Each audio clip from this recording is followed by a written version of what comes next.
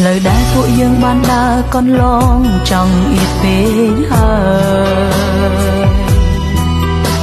ចំណោទស្នេហ៍នេះទុកឲ្យរូបអូនជាអ្នកដងសាយ